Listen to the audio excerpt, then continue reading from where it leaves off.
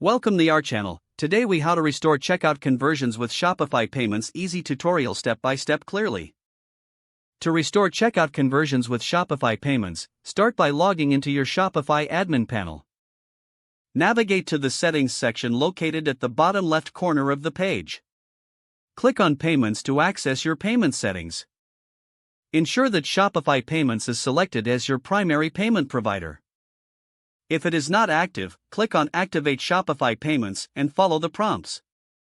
Review the payment methods currently enabled under Shopify Payments.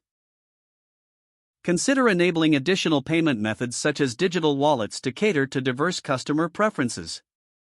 Next, check your checkout settings by going back to the Settings section and selecting Checkout. Review the options you have for customer accounts and enable guest checkout. This can significantly reduce friction during the checkout process, potentially enhancing conversion rates. Scroll down to the Order Processing section. Ensure that Automatically Fulfill the Orders line items is selected to streamline the order processing. Then, check any additional settings regarding shipping and taxes that might affect the checkout experience.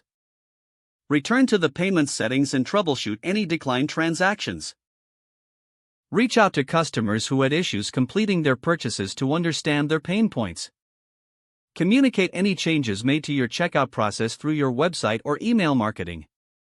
Utilize Shopify's analytics tools to monitor checkout conversion rates and identify potential issues.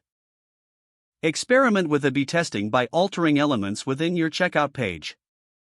For instance, test different button colors or text to see what resonates with visitors. Finally, continuously gather customer feedback to keep improving the shopping experience.